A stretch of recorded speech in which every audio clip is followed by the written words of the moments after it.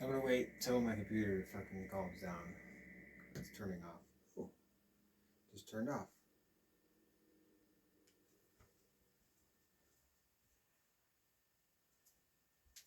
Yeah, there's another noise, but it's just like the noise of the home. I feel like this works well because I have like a little lip here that I'm like, I feel like it's like this is where I'm supposed to walk, that I can be seen and operated in. I'm like, oh no, the hummingbird. Thanks, Eric Nava. Um, Hi, I'm Lily. I guess this is the very first free talk. Um, I don't even know what it is. I just know that, as I've said in my journals many a time, uh, I just feel like this is what I need to do right now. Is I just need to record. Is I think that there's a very powerful, sacred act in recording, and at this moment, it feels like that this video I might be making might be a little simple or fickle or unimportant, but I can never underestimate and have the true knowledge of what the significance of a thing might be. And certainly, this recording will exist if I preserve it. To a certain extent, it will exist into the future, possibly past my existence. And that's an interesting thing to think about. It also might just be more significant temporally and archetypally than I might be able to recognize at this moment. Is that later in my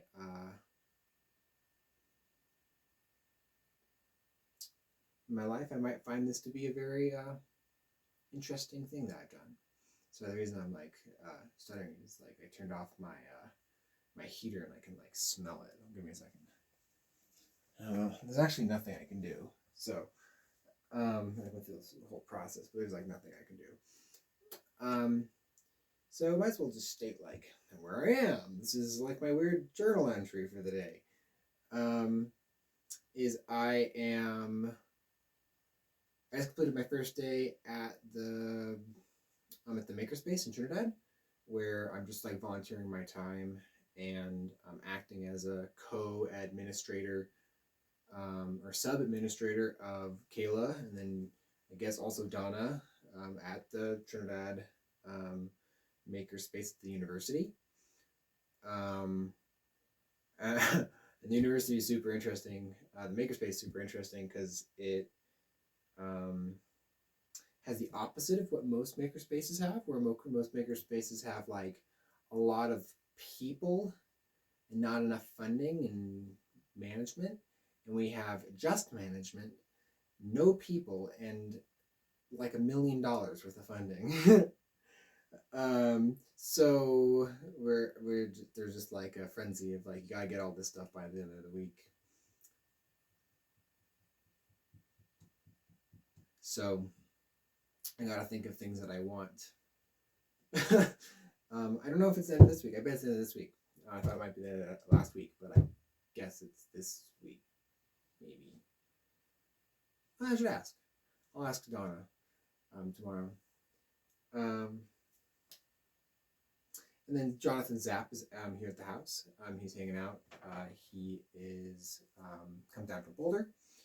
He's here to pick me up. I was actually here to go down to Madrid, New Mexico, and see his friend Jonah. I'm here to then eventually go back to Jonathan's house and hang out in Boulder for a little while.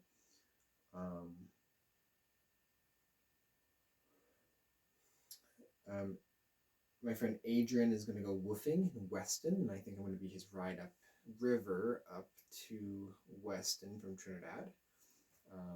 He's going to come in on an Amtrak.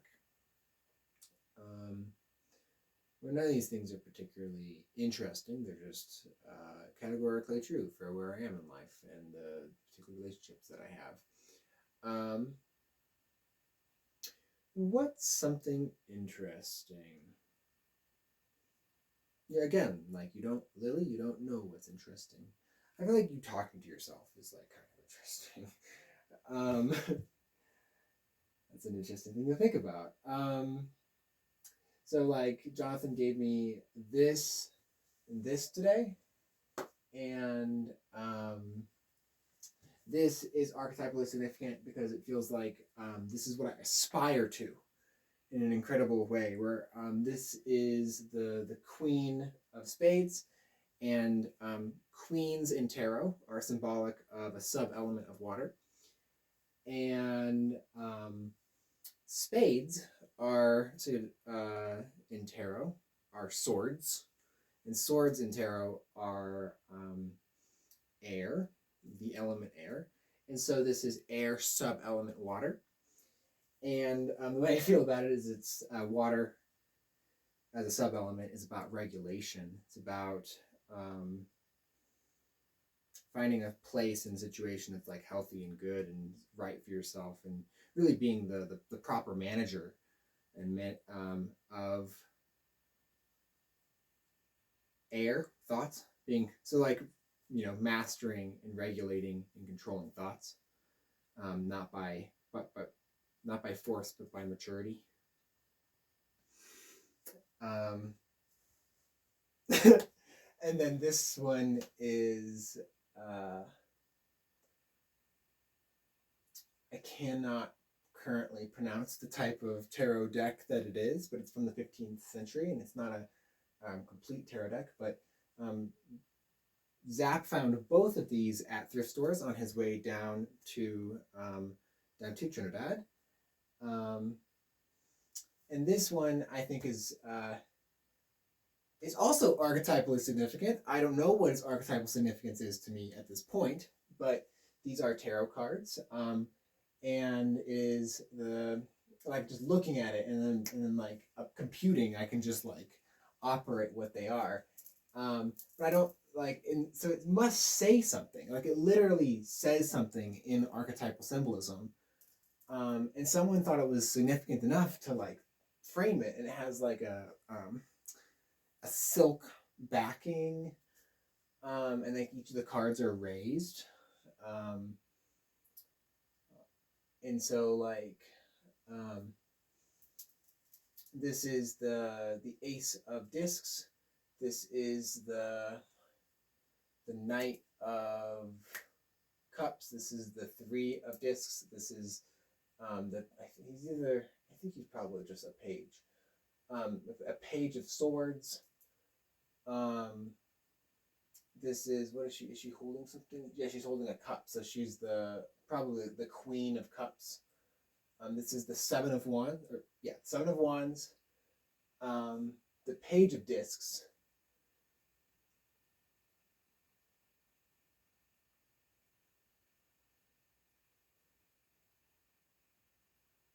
This might be like um,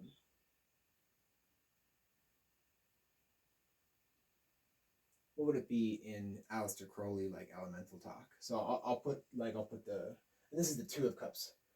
I'll put the face cards in that mode. So when we think about it,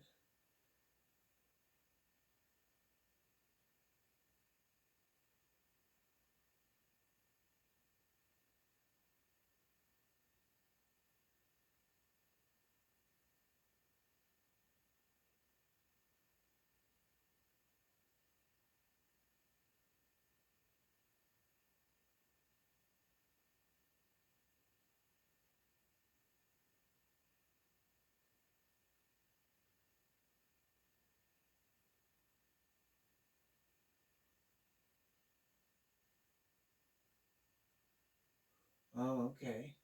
So this one like would have probably been like a princess. This one's a queen. That one's a prince. That one's a knight.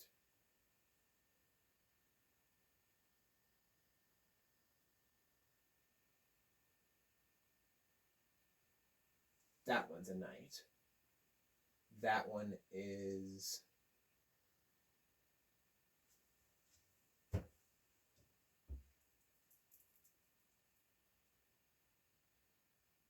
these two share a hairdo.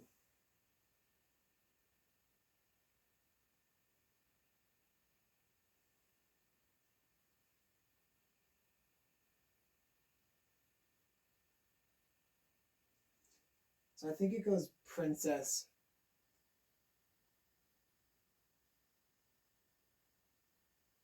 queen,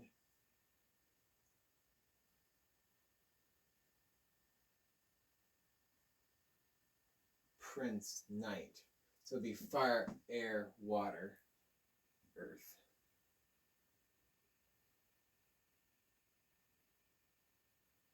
As sub-elements of those face cards. Okay, that was just like a thing for me to process. um, Lower myself. Um,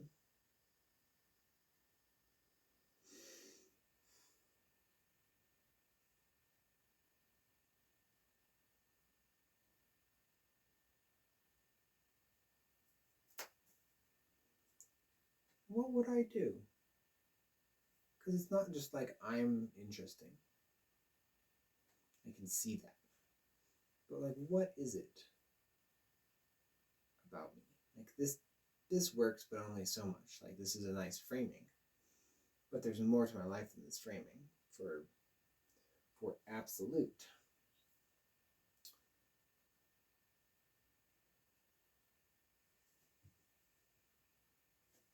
I feel like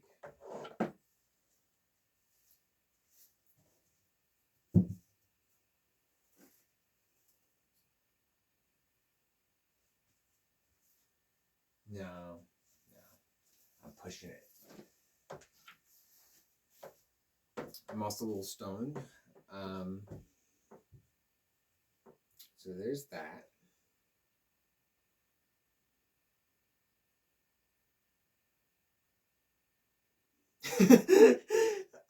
My cat's over there. He's being cute. His name is Sky. I love Sky. Sky's the best. I've had him for like 10 years, and he's a special little cat.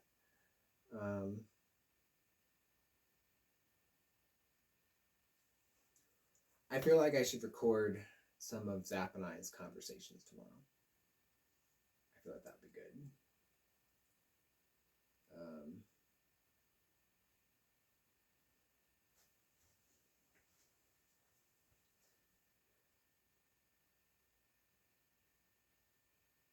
Yeah, Zap should sit here, and we could like talk about stuff and situate.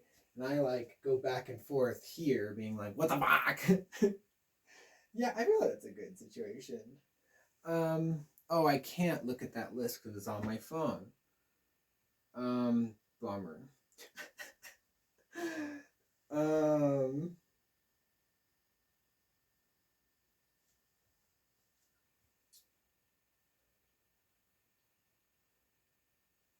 kind of want to think about what this means. I gotta decide what these fucking things are. I can look them up because it has a Wikipedia page, so I can actually just like look up what they are. Can't do it right now because I'm internetless because of this. um,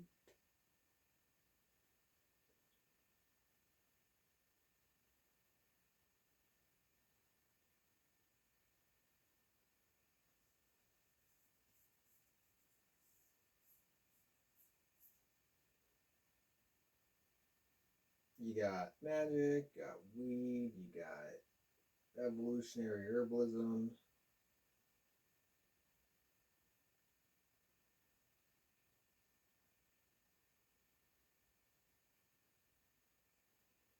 Yeah, like what I would like is to be able to develop enough of a framework and like a situation where I would be able to explain and organize like a real relating of energy work um, and magic, and it would be something that could be done like this, like through you, like through this situation, um, through your phone or computer or whatever it might be. Like it's something that like I have that right now with the Oracle, where it's it's capable of extending that wall and being bigger than me.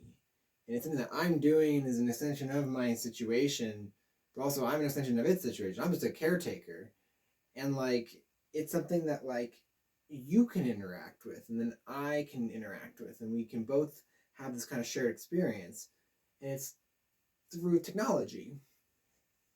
And I want to have like a YouTube channel that just being a part of the YouTube channel is a magical experience. And that happens all the time. I experience that on YouTube sometimes for sure. So I know it's possible. So I'm doing it. Um,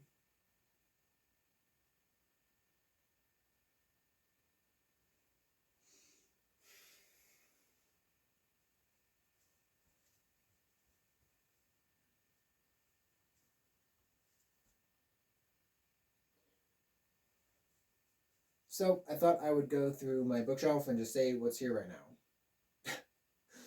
Is "Be Here Now" by Ram Dass. I've actually never read this. I know some people that have had seriously powerful initiations and organizations through this. Seems like it's a very lovely work, um, but it's not something that I can personally comment on that much. This is the I Ching, the Book of Changes, where the I Ching is a system of 64 hexagrams, um, that which are yin and yang combinations in a six binary digit string. And it is, there are these 64 of them, and they are organized by the elements and elemental transitions. And they organize all of the gradations between all yin and all yang and all of the interrelated modes between those. Um,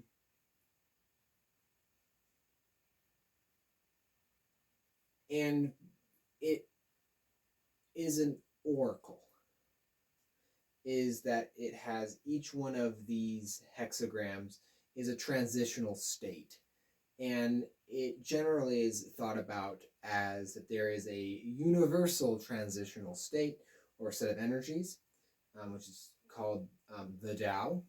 Um, and the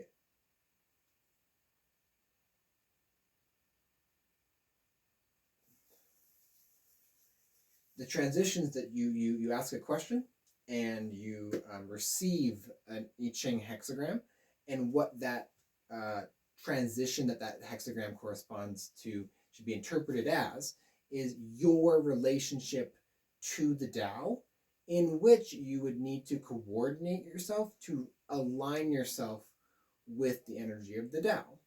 Is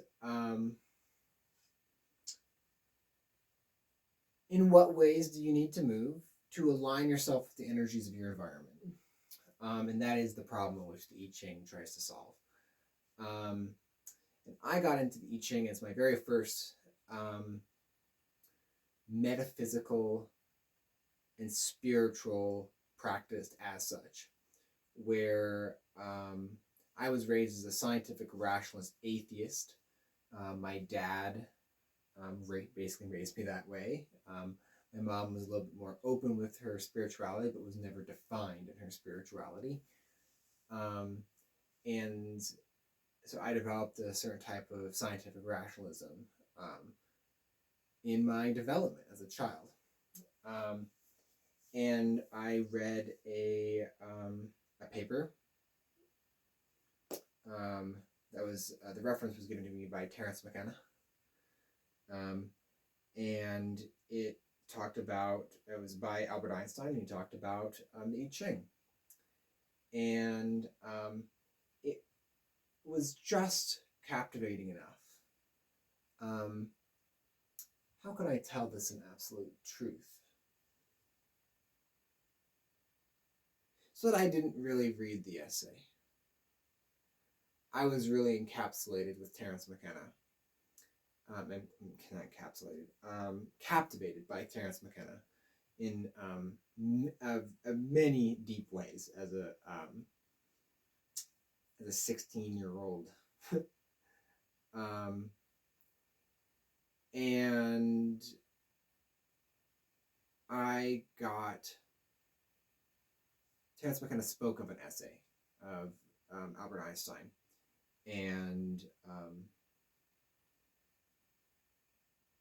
in which he critiqued and also confirmed the credibility of the I Ching. Is that he said that it was not what some would imagine to be superstitious, but it is obviously useful. It's not obvious what it is, but it obviously is deeply psychologically provocative and functional. And so, as a scientific rationalist, I took on the claim. And I think that's really what it was. It just was like, that seems like a good enough claim, even by secondhand, that it just seems intriguing. I'm very, very captivated with Terence McKenna in lots of different ways. And I recognize that he made lots of, he's a storyteller, you know. But I bought my this book, which I've since rebound. This is my first metaphysical book. It is an I Ching workbook. Let's see, yeah, this is what it is. Focus, you fuck. And this is what broke me out of my scientific rationalism, is that this did work. This was a shocking and palpable mystery. That was also accompanied by many other very powerful revelations and experiences at a similar time. But this was this allowed me to see things not in such a yang form. It showed me yin and yang, and I always was a person that was incredibly related and integrated, and their life was complicated by the yin.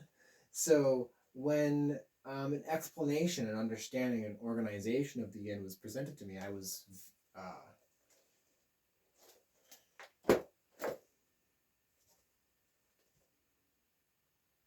eager and excited to take it in if it was true.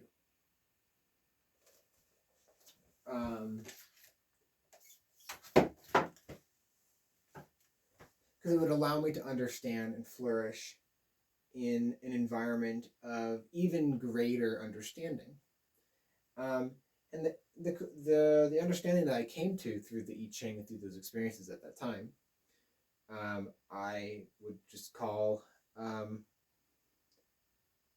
what Terence McKenna introduced to me as the coincidentum oppositorum, as a coincidence of opposites.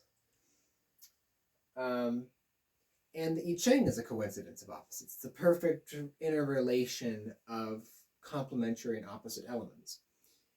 And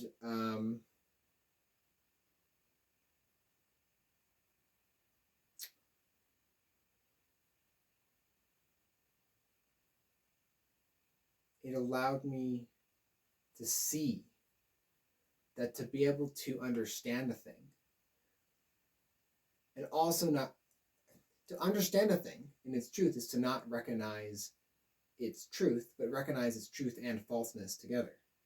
Its falseness is also real. It is a real thing, just like truth is a thing. It's just complementary to truth, and it has different properties than truth. Truth has a very select and absolute sense in which it's true. But truth is not just one thing. It's like a dimension, and it's like a truth is like an infinite pole on that dimension. It's the infinity in a direction.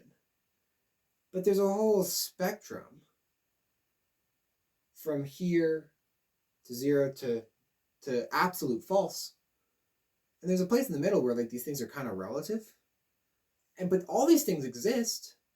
and to recognize that there's a dimension. There's like actually an origin and an absolute truth and an absolute false, and that there's a whole picture. And they each have different properties. They each function in different ways and have different complementary actions. Where the truth is defining,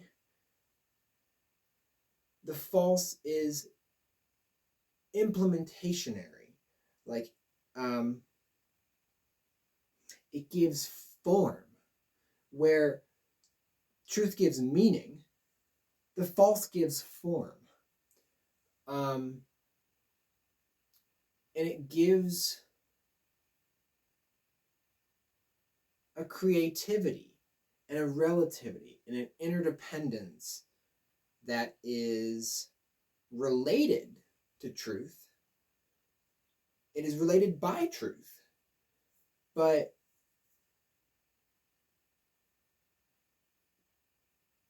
this feminine or this negative is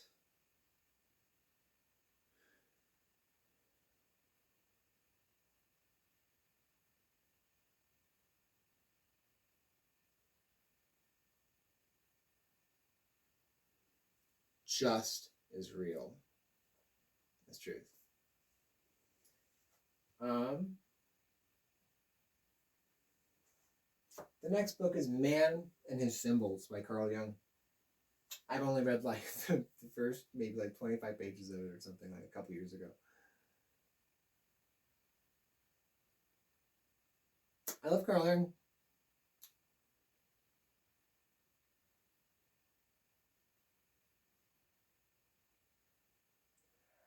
The next book is the Torah.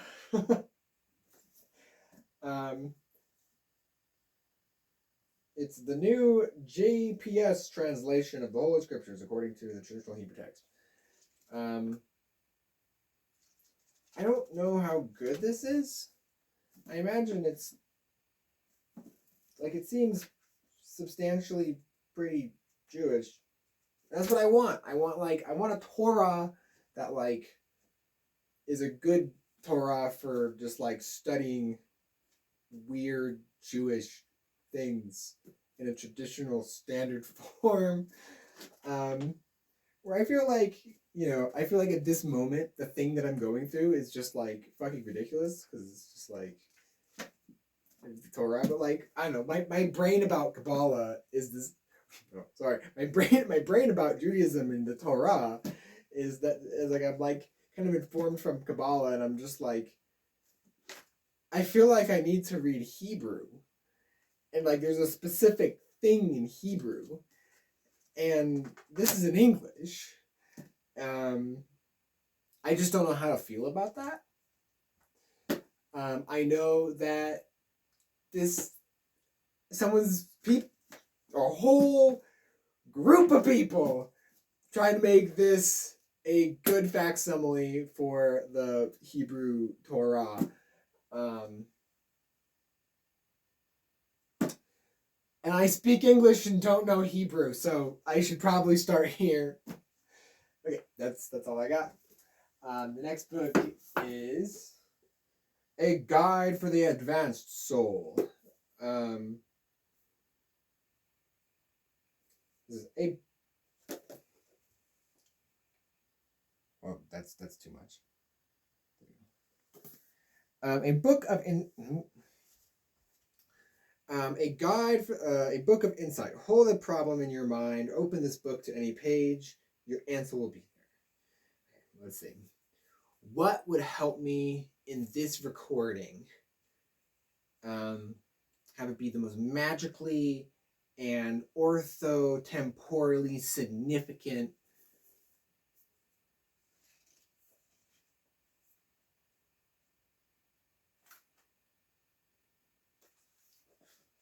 one has just to be oneself.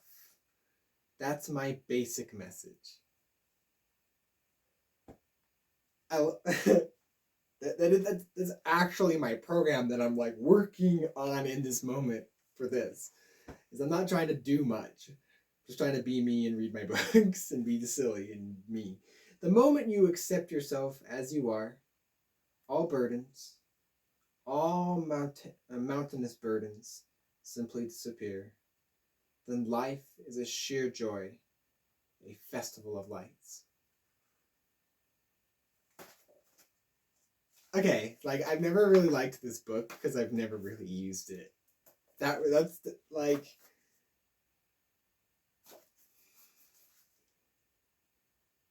Bhagwan Sri Rajni Rajneesh. Bhagwan Sri Rajneesh. The sound of one hand clapping. I think it's a good omen. I'll take it. The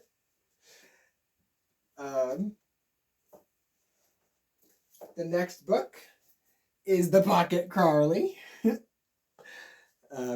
don't care how it's pronounced. These were these people. It's like he's a person. I'll get into it. I'll take his fucking wisdom at the level that I am able to receive it in a space-time continuum sort of fashion. I'm not gonna get super into the Baphomet. What's the Master Theron? Like, yeah, that's what I mean actually. I'm just gonna like recognize that there's a whole bajillions of things and I got my own life and it's fine. Like I don't need to be the next Aleister Crowley. I don't need to worship the next Aleister Crowley, and I think Crowley has some weird energies associated with him. And good energies associated with him. I appreciate Aleister Crowley, but also gets a little weird sometimes.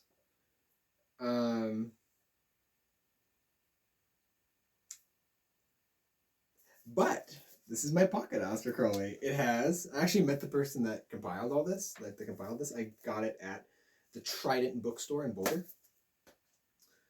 So let's see. What does it have real quick? So it has. Whoa. You gotta fucking give me a goddamn index. Okay, so it has the Book of the Law, the Cry of the Hawk, Absinthe, Liber 2, because it's Liber II, Message of the Master Theron, Liber B, Thou Magi, Sub Figura 1, The Wings of Oof Bird, the Oof Bird, Liber.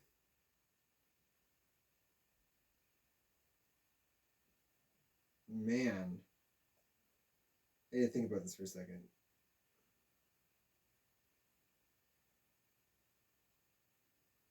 It's like 50? Would it be 64? So it's Liber XLIV. I think it's Liber 64. Mass of the Phoenix. The Law of Liberty, a track of Theron. Improvising a temple. Wow, that's a good one. I should read Improvising a Temple. Liber Ovel Magnus et Sagittarii Sub Figura 6.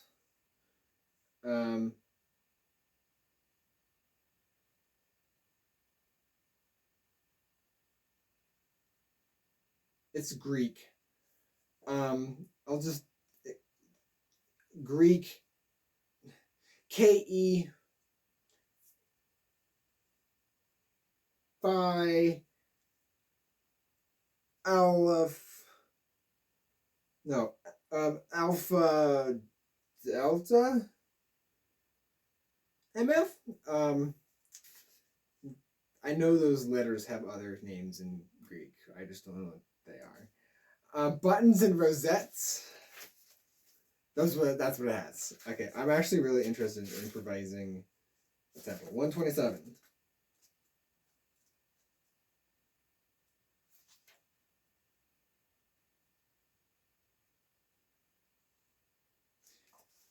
Kara Soror, do what thou wilt be the whole of the law.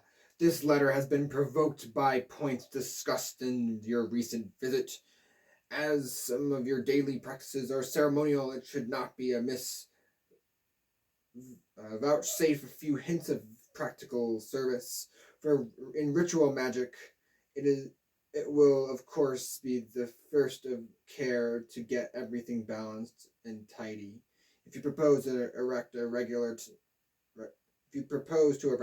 temple, the most precise instructions in every detail are given in Book 4, Part 2, which is right there. But I haven't so much as seen a copy for years. There is a good deal of There's a good deal scattered about in Part 3, Magic, which you have, especially about the 4 elemental weapons. But in circumstances deny you, but if circumstances deny you for the moment the means of carrying out this edification, as the ideal would have it, you can certainly do your best to create a fairly satisfactory, above all workable, substitute. By the way, note the moral aspect of a house, as displayed in our language. Edifaction, house making, from Latin, and it's like spread across things. Adis, adis, house economy, house ruling, from Greek. Orchis. I wish I knew Greek. Holy shit! I need to learn Greek. I mean, if I'm reading growing, I need to learn Greek. You know what? Fuck it. I need to learn Greek.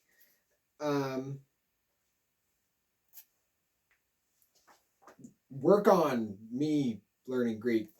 I was often reduced to such expedients when wandering in strange lands,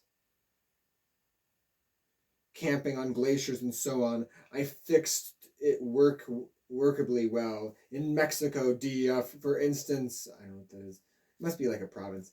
I took my bedroom itself for the circle, my night table for the altar, my candle for the lamp, and I made the weapons compact.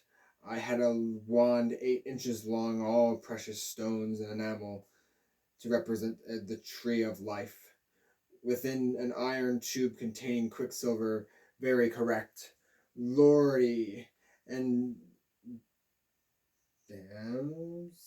damsily? Lordy and damsily, what a club.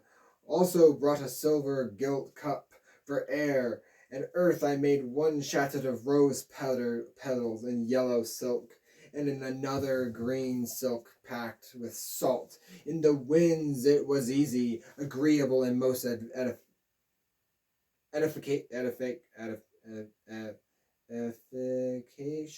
efficacious to make a circle, and build an altar of stones. My alpine lantern served admirably for the lamp. It did double duty when required, e.g., in partaking of the sacrament of the 4 elements. It served for fire. But your conditions are so restricted as this. But your conditions are not so restricted as this. Let us consider that one can do an ordinary house such as you are happy enough to possess. First of all, it is an immense advantage to have a room especially consecrated to the work, never used for any other purpose, and never entered by any other person other than yourself, unless it were to initiate, either for inspection or in case you were working together.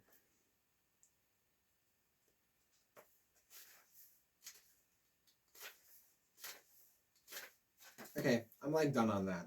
Fucking Aleister Crowley.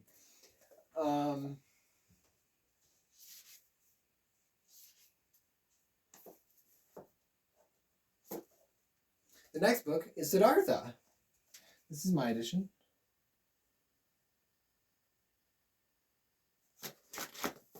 I don't know if I've ever read this. I think I got this from my friend Sky. He's one of my magical friends. This is the Srimad Bhagavatam. I got it in Boulder. I'm like, I remember when I got it. I got it when I was living at the dorms in Boulder. I've gone to page 8. It has a cool inner cover. And I imagine at some point I will read this.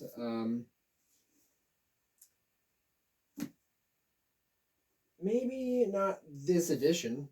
Maybe this edition. I really like this edition. I've had this one for a long time. I legitimately very much like this this book. But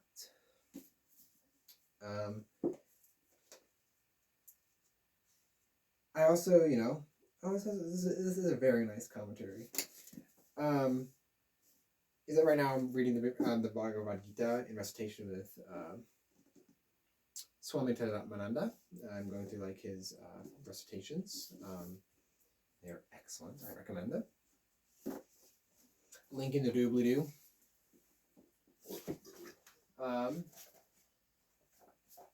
This is my Bhagavad Gita.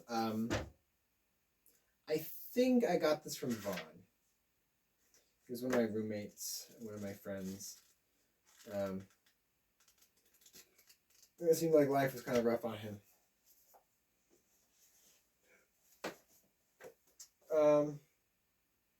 This is the Satanic Rituals by Anton Salvador LaVey. It's just Anton LaVey. Anton Sandor LaVey. It is a companion to the Satanic Bible.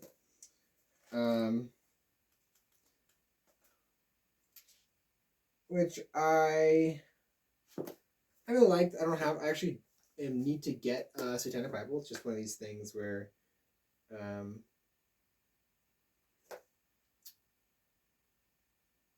it's a good balance of all the different things. I'm not so much of an explicit Satanist. I don't know what I am, but I'm definitely way more satanic. I'm way more satanic than lots of different practitioners. I'm also very angelic. I'm a Gemini, so I can actually hold those energies simultaneously because I'm actually multiple entities. I don't think I've ever done anything or read anything, or I have no function for this particular book. I just don't know what it is. Probably read some more of it just to have like a good sense of like what the hell is going on my shelf. Because the Satanic Bible was like legitimately very helpful for me to read and like organize, and it helped me understand a lot of things about the world and how it works and what are the power dynamics and what's at stake and why. And so I like ultimately this. I think the Satanic Bible is excellent reading for anyone that lives in a Judeo-Christian society at any level. It reveals the spectrum that everything is on, because you have just been whitewashed and you've just like seen the light the entire time. You've always been told that that's the only way that you're supposed to face, and there's a reason for that, and the reason can't be conveyed at this moment by me. But you develop some by seeing the darkness. You can see how relative these things are. Just by seeing what the game is that this thing is supposed on, like this light energy of like good and communal values, and then you have like bad and personal values, and like you recognize that like the good and bad part of those statements are relative. Like it's literally a cultural statement between like what is right and what's wrong. Like these things aren't like light isn't right and dark isn't bad, as much as the reverse is true, where good is that with the light is bad and the dark is good. It's like neither of those statements are true. It's relative. It's and you have been placed in a dichotomy. Um, as part of a power structure. And you can take that or leave it. We all lay somewhere on that power structure. Um, but I felt like the Satanic Bible was able to help me. It was able to give me enough view of this relative dimension where it kind of, at least for me, brought me out of. It basically made me realize I was looking one way and that I had another way I could look, and that I did look that way often, but I wasn't honest with myself about it. And so to like just take it seriously and be like, oh, like I'm in a universe, like I'm in a universe, like that's it's like a universal perspective, a personal perspective, like these things. Anyway. And then you have the books of Carlos Castaneda. This is my editions. And then these are the three books. So here's The Journey to Zion, or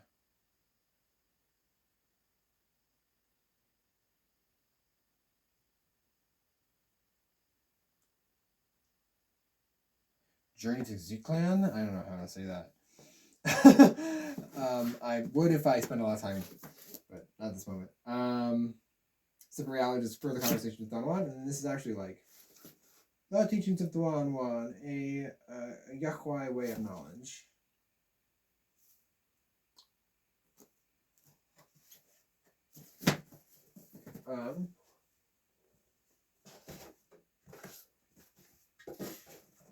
This is my skeleton. This is my 3 printed skull. His name is Homer. After the skeleton that was at the science company in Denver. I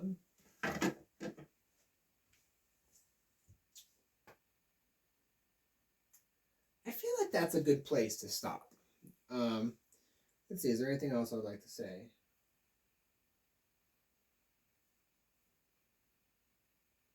Huh, I'm missing my ring. I just have my ring of darkness. It must be upstairs or something. Let's see, right around.